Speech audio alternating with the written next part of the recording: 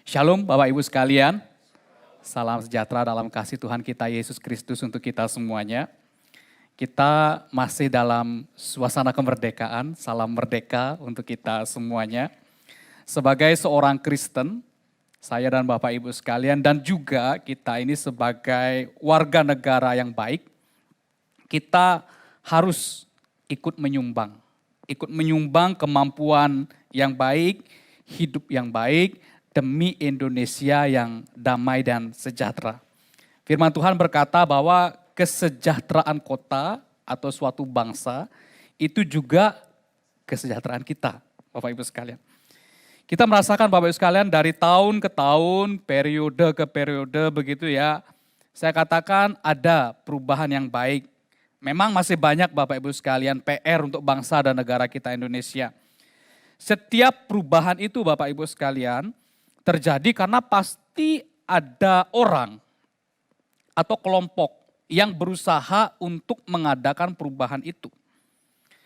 Banyak hal Bapak Ibu sekalian yang mungkin hampir semua hal di dunia ini sedang dan pasti akan berubah.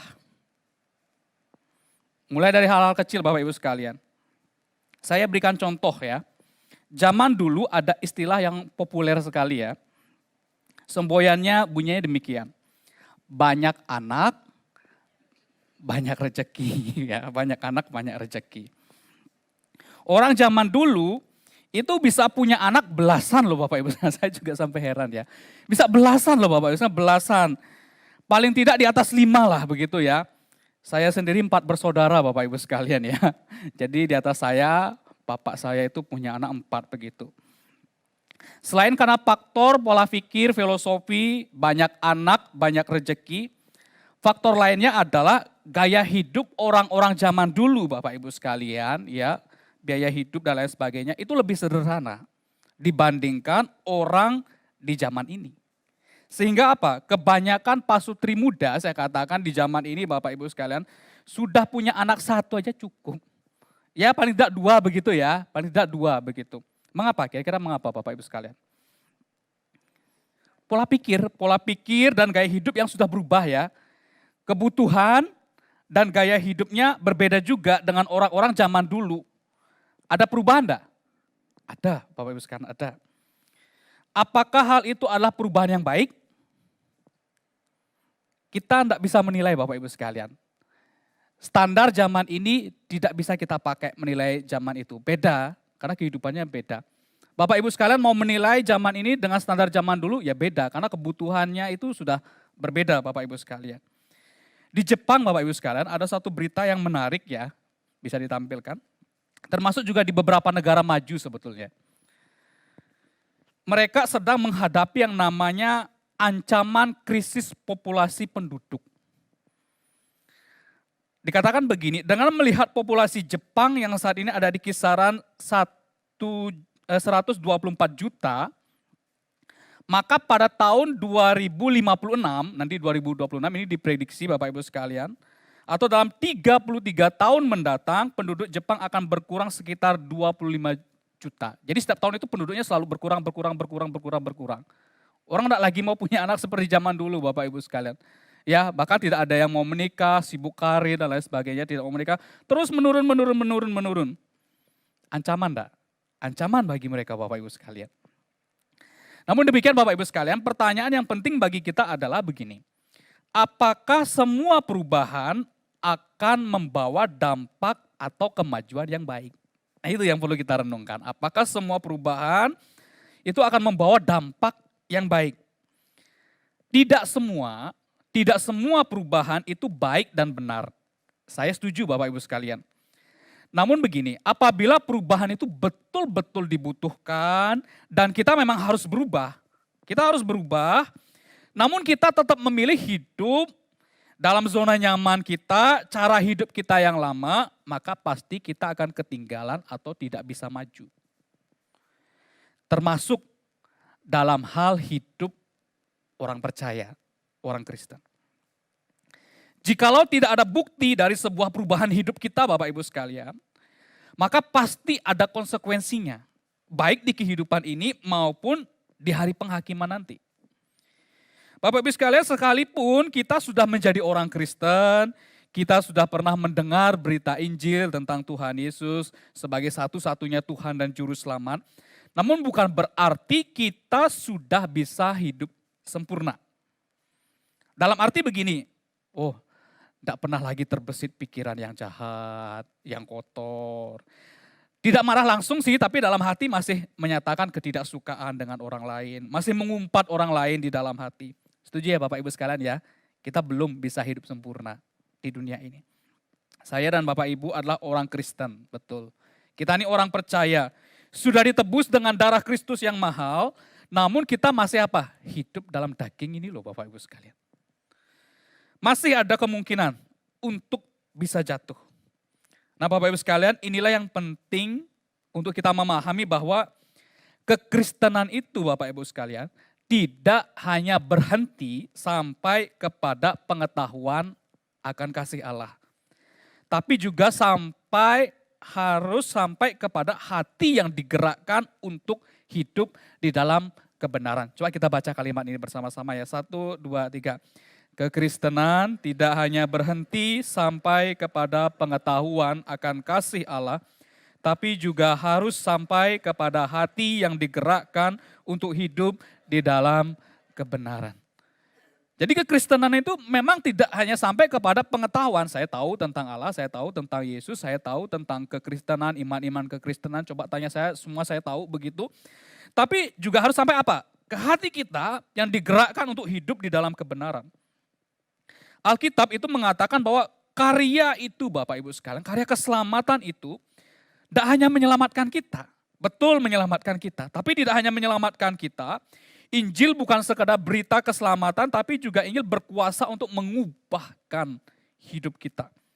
Jadi bukan sekadar, saya tahu tentang Kristus, saya pernah mendengar khotbah tentang Allah, saya pernah membaca artikel tentang iman Kristen. Tidak sampai di sana Bapak Ibu sekalian, tapi juga harus sampai kepada hati yang digerakkan untuk hidup di dalam kebenaran. Bapak Ibu sekalian, keselamatan yaitu pengampunan dosa, dan jaminan hidup yang kekal kita terima, oke, kita terima. Namun ada perintah Alkitab yang begitu jelas bahwa kita harus berjuang hidup untuk berubah di dalam banyak sisi. Firman Tuhan dalam Roma pasal 12 ayat 2 itu mengatakan begini. Janganlah kamu menjadi serupa dengan dunia ini, tetapi berubahlah oleh pembaharuan budimu, sehingga kamu dapat membedakan manakah kehendak Allah, apa yang baik, yang berkenan kepada Allah, dan yang sempurna. Sebagai orang percaya, firman Tuhan mengatakan kita harus berubah di dalam pola pikir kita, akal budi kita. Misalnya Bapak Ibu sekalian, dulu kita berpikir bahwa Allah itu tidak mungkin mengasihi saya. Saya ini telah banyak berbuat pelanggaran. Waduh, kalau ingat masa muda saya begitu ya. Saya jalani dengan banyak sekali perbuatan kejahatan. Apakah Tuhan mau menerima saya menjadi anak-anaknya? Bukankah Tuhan itu maha kudus adanya? Dan tidak mungkin Tuhan itu mendekatkan dirinya dengan orang-orang berdosa, orang-orang cemar seperti saya. Kalau saya datang kepada Tuhan, pasti Tuhan akan menghukum saya. Jadi Bapak Ibu sekalian, karena kita berpikir bahwa kita sudah terlalu cemar, najis, kotor, berdosa, maka kita menghalangi diri kita sendiri untuk datang kepada Tuhan. Saya dan Bapak Ibu sekalian, kita memang orang yang tidak layak. Kita telah kehilangan kemuliaan Allah, kata firman Tuhan. Sesungguhnya tidak ada niatan dalam diri kita Bapak Ibu sekalian untuk rindu kepada Tuhan, sebab kita itu telah mati secara rohani. Tapi sekarang apa yang dapat dilakukan oleh orang mati? Tidak ada Bapak Ibu sekalian, tidak ada. Namun demikian Bapak Ibu sekalian, ketika anugerah Tuhan itu diberikan, panggilan Allah itu datang kepada kita, Allah mengetuk dan menghidupkan hati nurani kita, ayo kembali kepadaku, sebab aku mengasihi engkau.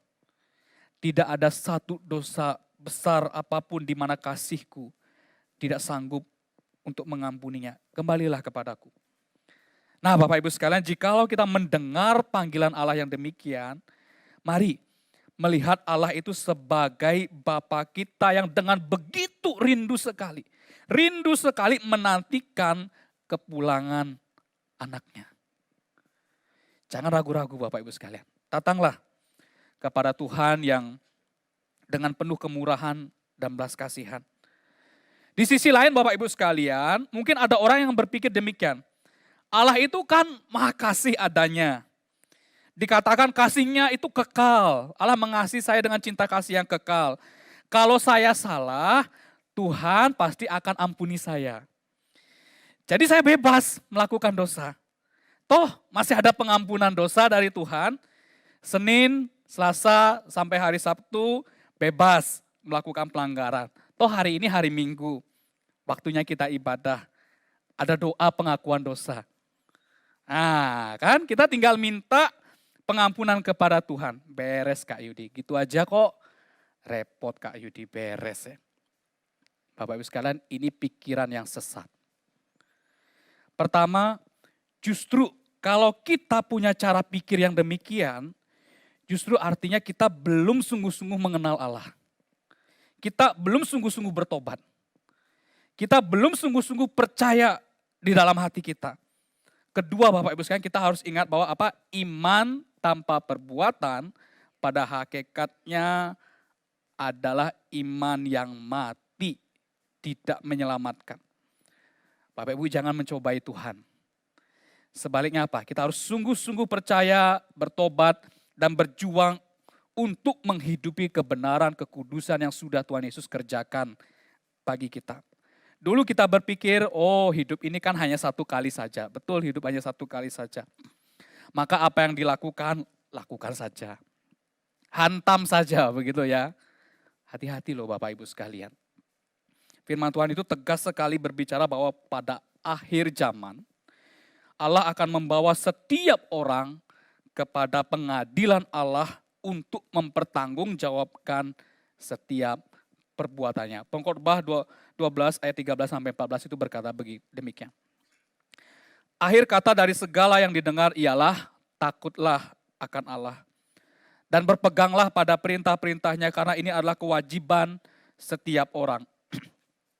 Karena Allah akan membawa setiap perbuatan ke pengadilan yang berlaku atas segala sesuatu yang tersembunyi. Entah itu baik, entah itu jahat. Kemudian dalam 2 Korintus 5 ayat 10 tadi kan perjanjian lama ya, sekarang perjanjian baru Rasul Paulus berbicara seperti ini. Sebab kita semua, termasuk Paulus zaman itu, termasuk orang-orang percaya zaman itu, termasuk kita, harus mengharap tahta pengadilan Kristus. Supaya setiap orang memperoleh apa yang patut diterimanya. Sesuai dengan yang dilakukannya dalam hidupnya ini. Baik ataupun jahat. Bapak Ibu sekalian, dulu kita berpikir bahwa jaminan keselamatan kita cukup menjadi orang Kristen. Cukup tahu tentang Yesus itu Tuhan dan Juru Selamat. Kalau ditanya apakah engkau percaya, ya saya percaya sih. Mengapa kamu percaya? Ya Yesus itu dikatakan Tuhan dan Juru Selamat mengampuni dosa, ya enak gitu, ya saya percaya. Lalu bagaimana dengan hidupmu? Hidupku ya aku jalani aja dengan diriku sendiri, kehendakku sendiri. Bapak Ibu sekalian, mungkin dulu kita hanya mengenal kekristenan dengan begitu dangkal. Kita hanya beriman dengan dangkal kepada Allah, seolah-olah kita menganggap sepi akan keadilan Allah. Seolah-olah kita mau menerima kasih pengampunan daripada Tuhan, tapi kita enggan untuk hidup bagi kemuliaan Tuhan.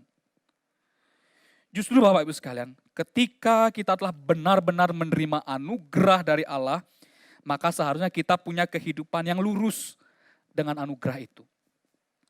Saat kita mendengar panggilan Tuhan untuk bertobat Bapak Ibu sekalian, kita jadi mengerti bahwa karena Allah telah mengasihi kita sedemikian besar, maka hidup kita ini terlalu berharga untuk disia-siakan. Coba kita baca bersama-sama ya, 1, 2, 3.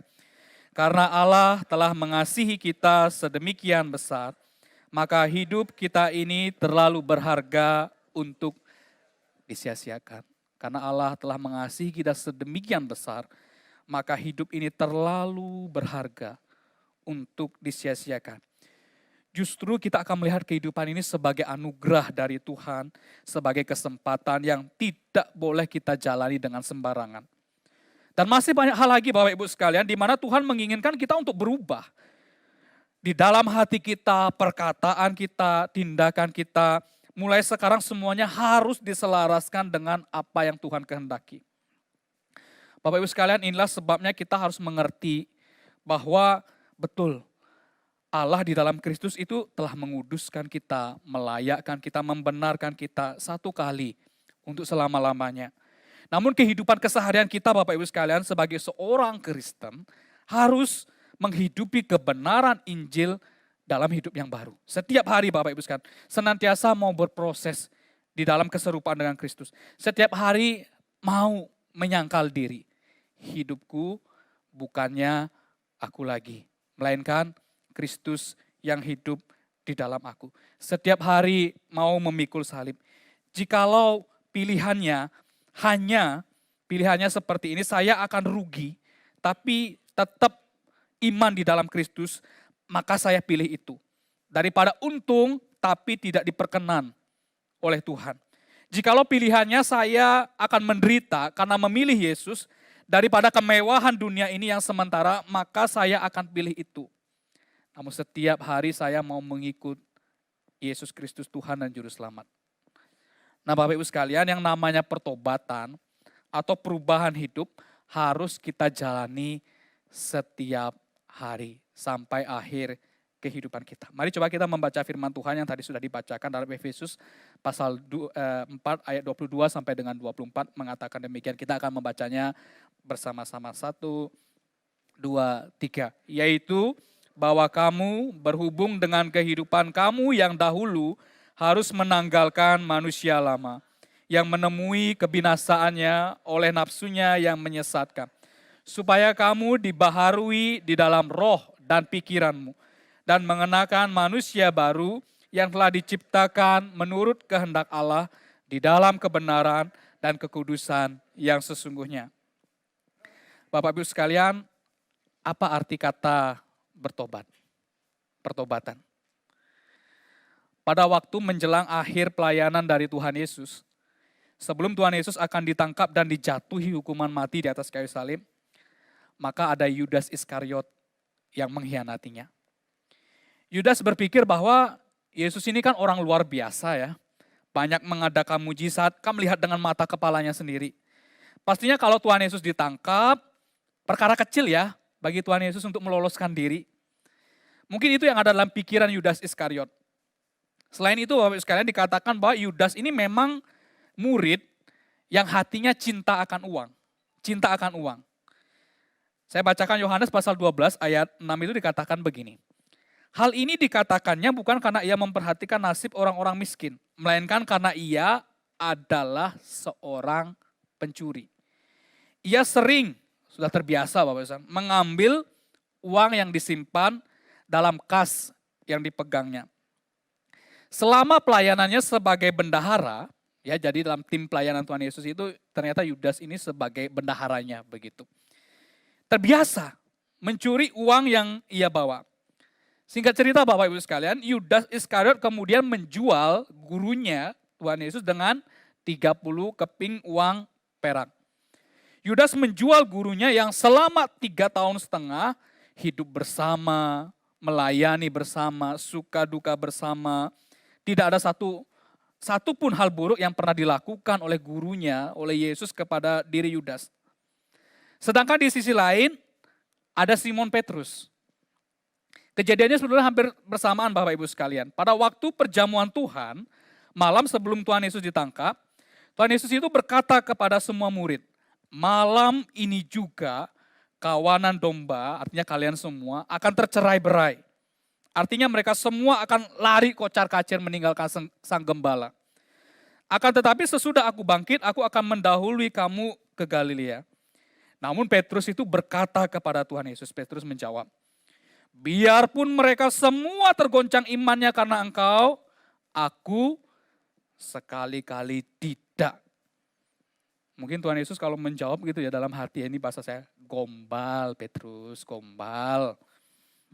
Malam ini juga sebelum ayam berkokok, engkau telah menyangkal aku 3 kali. Petrus tidak mau kalah Bapak Ibu sekalian. Ia tetap percaya diri dengan komitmennya dan berkata, sekalipun aku harus mati bersama engkau, aku tidak akan menyangkal engkau. Kemudian murid yang lain juga berkata hal yang sama. Bapak Ibu sekalian, ini hal berat loh. Dalam kitab Matius pasal 10 ayat 33, Tuhan Yesus itu berkata begini. Tetapi barang siapa yang menyangkal aku di depan manusia, aku juga akan menyangkalnya di depan Bapakku yang di surga. Tuhan Yesus sendiri berkata bahwa pada waktu kita menyangkalnya di depan manusia, maka di akhir zaman Tuhan Yesus pun tidak akan mengakui sebagai miliknya. Kalau kita bukan milik Tuhan Yesus, berarti kita akan binasa. Jadi Bapak Ibu sekalian, sesungguhnya kebinasaan itu, bayang-bayang kebinasaan itu tidak hanya ada pada diri Yudas Iskariot, namun juga pada diri Simon Petrus. Nah Bapak Ibu sekalian, tanpa anugerah dari Tuhan kepada diri Simon Petrus, maka Petrus pasti akan binasa. Untungnya Bapak Ibu sekalian, dalam kitab Lukas pasal 22 ayat 32, Tuhan Yesus itu telah menjamin suatu anugerah bagi Petrus. Dikatakan begini, tetapi aku telah berdoa untuk engkau, supaya imanmu jangan gugur. Ini perkataan Tuhan Yesus kepada Petrus. Dan engkau, jikalau engkau sudah insaf, kuatkanlah saudara-saudaramu. Bapak Ibu sekalian, kita tahu bersama bagaimana akhir kejatuhan daripada Yudas Iskariot dan Simon Petrus. Ketika Yudas Iskariot sadar bahwa ternyata, loh, Tuhan Yesus tidak melakukan apa-apa. Tuhan Yesus tidak memberikan perlawanan apa-apa. Bukankah Tuhan Yesus itu orang hebat, bisa mengadakan mujizat, tapi kenapa dia menyerahkan diri untuk dianiaya, bahkan dijatuhi hukuman mati. Akhirnya Yudas Iskariot menyesal Bapak Ibu sekalian, menyesal dan berkata, aku telah berdosa karena menyerahkan darah orang yang tidak bersalah. Yudas menyesal Bapak Ibu sekalian. Tetapi jawab mereka ini, Yudas bertemu dengan para imam ya. Apa urusan kami dengan itu? Itu urusanmu sendiri. 30 uang perak itu Bapak Ibu sekalian dilemparkan ke dalam bait suci. Lalu Yudas pergi untuk menggantung dirinya. Yudas begitu menyesal Bapak Ibu sekalian. Begitu menyesal dengan apa yang ia lakukan. Namun pada akhirnya ia tidak datang kepada Tuhan Yesus untuk bertobat. Sebaliknya ia pergi untuk menggantung dirinya. Bapak Ibu sekalian, bagaimana dengan Petrus? Singkat cerita Bapak Ibu sekalian.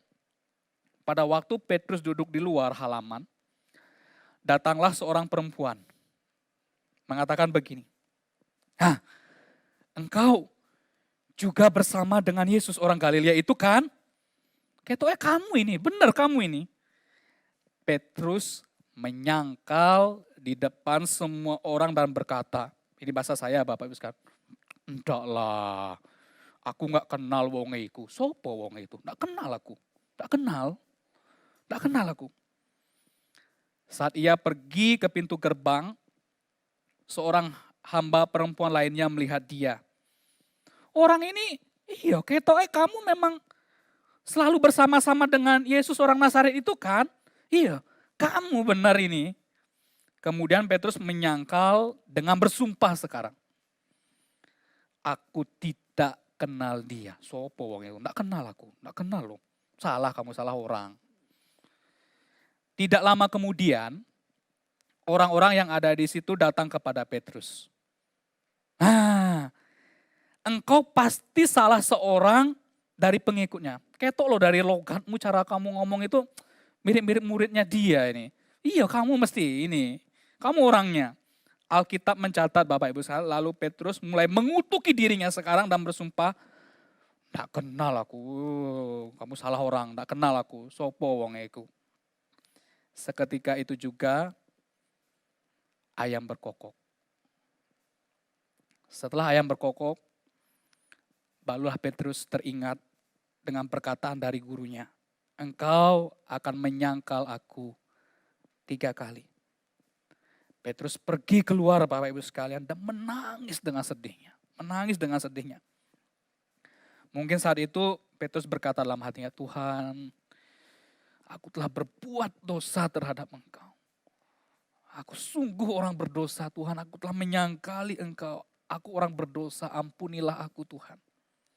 Dan sebelumnya kan memang Tuhan Yesus berkata ya, aku telah berdoa untuk engkau, supaya imanmu jangan gugur. Yudas menyesal, iya. Namun ia memilih untuk mengambil langkahnya sendiri, yaitu apa? Mati, menggantung diri. Petrus juga menyesal, iya. Namun jalan yang ia pilih adalah kembali kepada Tuhan. Di sini kita bisa melihat Bapak Ibu sekalian bahwa Yudas Iskariot dan Simon Petrus itu sama-sama melakukan dosa. Yudas menjual gurunya, sedangkan Petrus menyangkal gurunya. Nah, Bapak Ibu sekalian, bertobat itu bukan sekedar kesedihan secara emosional saja. Saya dan Bapak Ibu sekalian, kita memang harus meratapi diri kita Bapak Ibu sekalian. Harus bersedih pada saat kita mendukakan hati Tuhan dengan perbuatan kita yang tidak diperkenan oleh Tuhan. Kita harus sadar diri bahwa ya, yang saya lakukan ini salah. Ini penting Bapak Ibu sekalian. Namun demikian selanjutnya yang harus kita lakukan adalah mengambil langkah yang benar. Bertobat saya katakan Bapak Ibu sekalian, tidak cukup. Tidak cukup Bapak Ibu sekalian hanya luapan emosional semata. Penyesalan saja, perasaan bersalah tidak cukup. Namun harus ada langkah yang tegas, saya harus kembali kepada Tuhan. Kita baca bersama-sama ya Bapak Ibu sekalian ya. 1, 2, 3. Pertobatan tidak hanya sebatas luapan emosi sesaat, tanpa adanya tindakan yang tegas untuk rela diproses menjadi pribadi yang lebih baik. Pertobatan tidak hanya sekedar luapan emosi sesaat Bapak Ibu sekalian. Namun apa? Harus ada tindakan yang tegas untuk saya mau diproses menjadi pribadi yang lebih baik. Minggu ini minggu ke-33 dan pertanyaan katekismus itu berbunyi demikian Bapak Ibu sekalian. Saya akan bacakan pertanyaan, Bapak Ibu sekalian silakan membacakan bagian jawaban. Apa itu kematian manusia lama? Sesungguhnya menyesali bahwa kita telah menimbulkan murka Allah karena dosa kita. Dan semakin membenci dan menjauhi dosa itu. Dikatakan sungguh-sungguh menyesali, iya saya menyesalinya, sungguh-sungguh saya menyesalinya. Tapi apakah berhenti sampai di sana? Enggak. Tapi dikatakan apa? Membencinya dan kemudian apa? Ada tindakannya kan? Menjauhi dosa itu. Menjauhi dosa itu. Bapak Ibu sekalian saya katakan kita memang tidak lebih baik daripada Yudas Iskariot maupun Simon Petrus. Mungkin kita terjebak pada pelanggaran di bagian-bagian yang lainnya. Mungkin orang melihat ya hidup kita baik-baik saja, orang mengenal kita ya setiap minggu kita ke gereja beribadah seperti biasa, rajin beribadah. Namun siapa tahu dalam kehidupan kita, keseharian kita. Biasanya yang paling tahu itu kan orang-orang terdekat kita ya, yang tinggal serumah dengan kita itu paling tahu diri kita siapa. Siapa tahu Bapak Ibu ada kemunafikan yang masih kita simpan, ada pelanggaran-pelanggaran yang masih kita lakukan. Mari Bapak Ibu sekalian, kita melihat diri kita sendiri.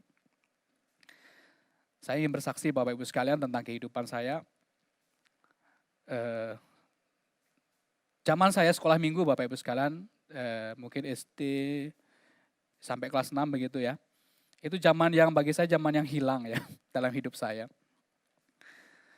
Saya memang menjadi seorang Kristen, kami menjadi seorang Kristen. Saya pernah ceritakan ya, kami bukan dari keluarga Kristen, tapi kami dari keluarga non-Kristen begitu, yang kemudian percaya kepada Tuhan. Itu kurang lebih mungkin saya umur 5 tahun, 6 tahun lah, masih kecil ya. Tapi masa sekolah minggu itu masa yang hilang dalam kehidupan saya. Saya bahkan tidak suka dengan yang namanya hamba Tuhan, kekristenan, itu saya tidak senang. Saya itu tidak suka, pergi ke gereja pun tidak Bapak Ibu sekalian, ibadah tidak, sekolah minggu tidak, remaja tidak Bapak Ibu sekalian. Saya tidak suka dengan kekristenan, dengan hamba Tuhan, saya tidak senang Bapak Ibu sekalian. Saya ingat sekali pada suatu ketika ada, biasa ya hamba Tuhan itu visit kunjungan ke rumah begitu ya. Nah waktu itu saya tidak ada di rumah, dan pada waktu saya pulang mereka tuh lagi berdoa. Biasa ya hamba Tuhan ya visit, setelah itu mereka berdoa. Karena saya tidak suka Bapak Ibu sekalian, saya buat keributan aja Bapak Ibu sekalian.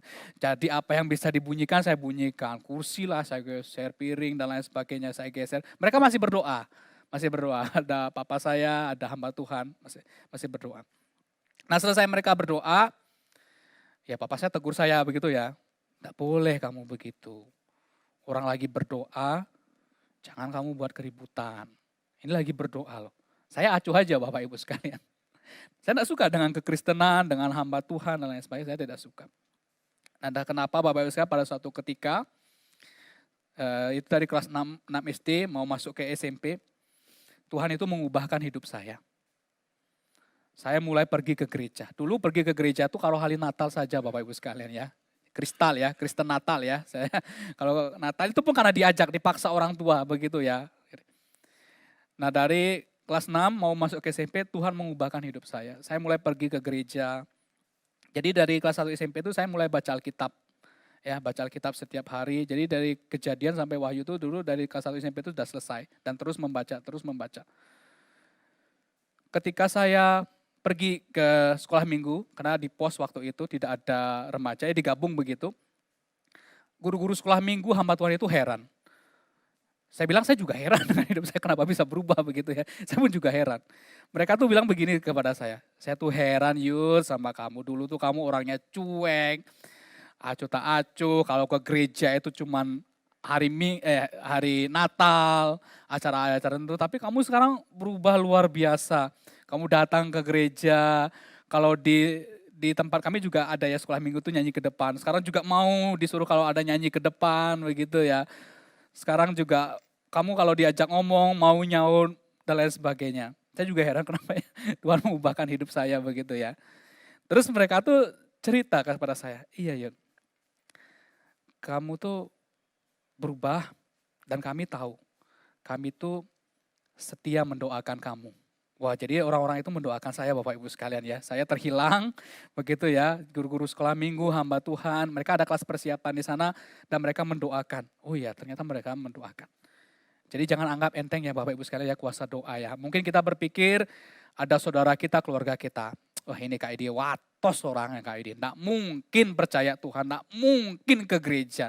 Wes berkali-kali Kak Yudi dan lain sebagainya. Wes bosanlah aku begitu ya. Jangan Bapak Ibu sekalian. Ada waktunya Tuhan. Betul kita menantikan mungkin keluarga kita, sahabat kita, kerabat kita untuk percaya kepada Tuhan, datang kepada Tuhan. Mungkin gak 1 tahun, mungkin gak 5 tahun Bapak Ibu sekalian, mungkin 10 tahun. Ada orang yang mendoakan sampai 30 tahun Bapak Ibu sekalian, di akhir hidupnya baru bertobat, baru percaya kepada Tuhan. Kita tidak tahu. Namun kita harus setia mendoakan, menjangkau, menginjili, mengajak dan lain sebagainya. Ada risiko ditolak, mungkin seperti saya minimal dicuekin begitu ya. Ada risiko seperti itu Bapak Ibu sekalian. Tapi itulah Bapak Ibu sekalian, pekerjaan Tuhan yang tidak terduga sama sekali. Ya inilah akhirnya saya seperti ini Bapak Ibu sekalian ya. Akhirnya percaya Tuhan, dipakai oleh Tuhan. Nah Bapak Ibu sekalian kita harus hidup dalam hidup yang baru. Berubah. Meninggalkan manusia lama kita. Hidup dalam kehidupan yang baru. Di dalam minggu ke-33 pertanyaan 90 itu mengatakan begini Bapak Ibu sekalian. Kita harus bangkit bersama dengan Kristus. Dikatakan begini. Apa itu kebangkitan manusia baru? Bapak Ibu sekalian. Sungguh-sungguh bersukacita dalam Allah karena Kristus. Dan rela suka akan hidup sesuai dengan kehendak Allah. Sambil melakukan segala perbuatan baik. Kita harus berubah, hidup dalam hidup yang baru. Hidup dalam hidup yang baru itu apa? Dikatakan bahwa dengan rela, dengan tulus Bapak Ibu sekalian, melakukan kehendak Allah, hidup di dalam kebenaran, dengan melakukan segala perbuatan baik. Bapak Ibu sekalian, apa yang Tuhan Yesus perbuat bagi kita, itu bertujuan agar kita diubahkan. Jadi tidak hanya sekedar keselamatan ya, tapi juga mengubahkan kita dari manusia lama kita dengan segala perbuatannya yang menuju kepada kebinasaan, menjadi manusia baru dengan segala perbuatan yang baik untuk menuju kepada kehidupan yang kekal. Terlalu mahal saya katakan Bapak Ibu sekalian, terlalu mahal apa yang Tuhan Yesus perbuat bagi kita. Maka seharusnya terlalu berharga pula hidup saya untuk dijalani dengan perbuatan yang sia-sia. Mesti sekarang saya harus hidup di dalam hidup yang baru. Kemudian pertanyaan 91 dikatakan begini. Tetapi apa itu perbuatan baik? hanyalah perbuatan yang timbul dari iman yang sungguh-sungguh dan yang seturut Allah untuk memuliakan Dia, bukan perbuatan yang berdasarkan kemauan kita atau aturan manusia sendiri. Tetapi apa itu perbuatan baik? Hanyalah perbuatan yang timbul dari iman yang sungguh-sungguh dan seturut firman Allah. Pegang baik-baik ini Bapak Ibu sekalian. Hidup seturut firman Tuhan. Bapak Ibu sekalian, mari tanyakan kepada diri kita masing-masing. Sudah sekian lama saya menjadi seorang Kristen. Perubahan apa yang sudah saya alami bersama dengan Tuhan? Kita perlu memeriksa hati kita. Apakah Kristus sungguh-sungguh menjadi Tuhan yang memimpin hidup kita? Perubahan ke arah keserupaan dengan Kristus memang adalah suatu proses yang harus kita jalani. Mungkin jatuh bangun, aduh saya mau hidup dengan Tuhan kok susah ya, jatuh bangun dan lain sebagainya. Tapi proses yang terus kita jalani sampai akhir hayat hidup kita. Kiranya Tuhan menolong setiap kita. Mari kita berdoa.